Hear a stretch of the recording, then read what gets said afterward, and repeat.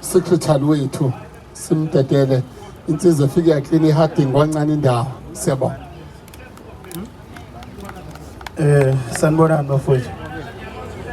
Mina mangiphathi kwabantu ke ikakhulukazi base South Africa ngiba namahloni kodwa mangilaba bangaphandle nama amadlingozi angakangwazi ukuthi ngathatha. Angizokhuluma ke kakhulu bafowethu, ngizokhuluma nje mhlawumbe inkulumo eyodwa ebhekiswe kubafowethu. Bafowethu ufele emntwini lo, abanye beni bayamazi abanye beni abamazi. Bafowethu kunomfowethu engikhule naye mina eHarding emakhaya. Undabandaba uthe meqala lokuhamba ngase ngithi mangimlingisela kwafika yena kuqala obekade efana nabo abafowethu. Lo mfowethu kuthiwa uSiphokuhle wakwaXaba. uSiphokuhle ngithe ngelinye ilanga ngiyiphumela la eThekwini ngiya emakhaya mangidlula esinye sezitolo eHarding ngizothenga. uSiphokuhle ngimfice esegate ngithi mina Siphokuhle sowaba nje athi bafo kufanele ngibe nje, angithi nina eninamandla niyavuma ukuthi sibe nje. Leyo nto yangihlala kakhulu kuSiphokuhle, ngase ngithi mina yini engingayenza ukuze uzobuyela ekhaya. Wathi uSiphokuhle bafaka okuningi, into engifuna uyibone ukuthi angiyona lento ngibona ngiyiyo ngoba mawuke wayiqala kube saphumeka. Nakhona umfowethu owangibhemisa insangu idamu kanti sekungena kwami. Ngithi mina ngenze njani uthi bafo nginikeze imali yo50 kusasa ngizofika kini ngizokunokhela. Ngicabange kabili ukuthi lento bathi u30 mangimnika u50 kusho ukuthi ngimnika into yosuku lonke, ngimthembe ngimnike. Ekseni mangivuka ngabo9 ngivuswa izingane zithi nangu umalume uXaba esangweni uyakubiza. Mangivuka nangu yena uSiphokuhle.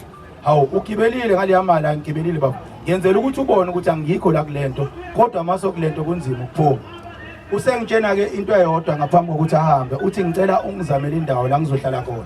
Ngifonele umfowabo wakwaXaba uVusi nangu umfowenu singenze njani.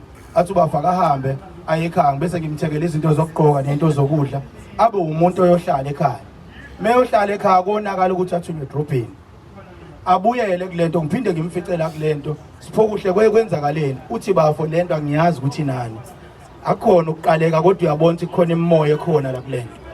Usethi ke kumina ke bafo ngoba ngenze ukuthi uyagcina ukungibona. Engicelayo anothi mangaba nikhuluma noma manithandaza nisikhumbule ekusikhumbuleni kwenu ungenzela into eyodwa mhlazana nibuya nizolwa eHarding nalento esixakile.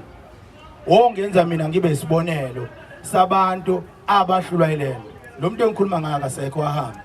uSiphokuhle ayikho into yambulala ngaphandle kokubhema. Isifuba sakhe sagcina sonakala siyona yonke into.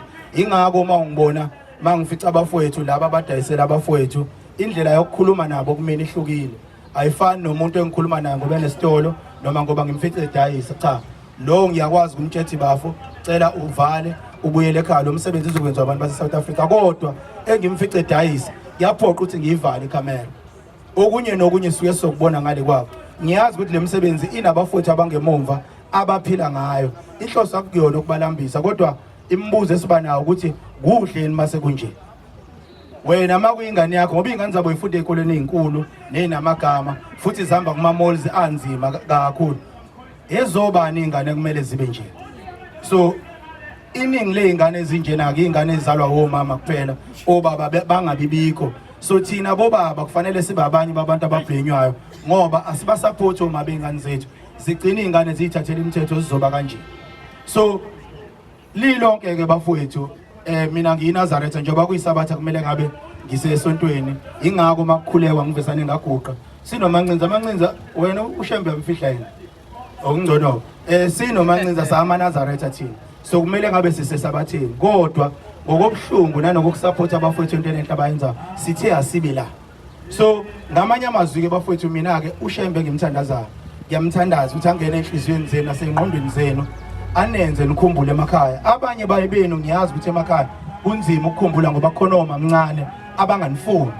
Kunemindeni enganifuni, kunezinto enihamba nizenzile emakhaya engizima ukuthi zinibuyisele emuva. Kodwa ngikholwa ukuthi mawuqhamuka kulesi simo ekhaya ufika ukubuza ukuthi kuhle yini manginje.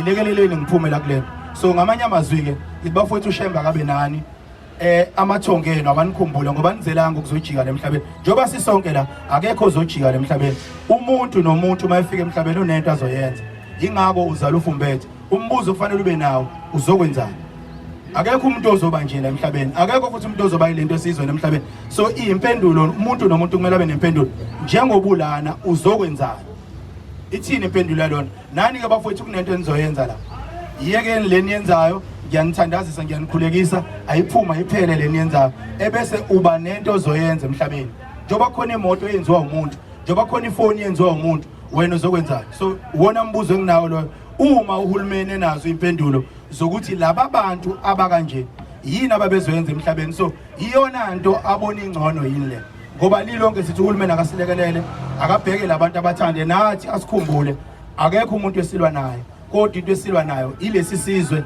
esakhiwa uhulumeni noma ilesi sizwe esakhiwa ama drugs ngiyabonga bafowethu ushemba kabe nathi siyabonga baba ufele emntwini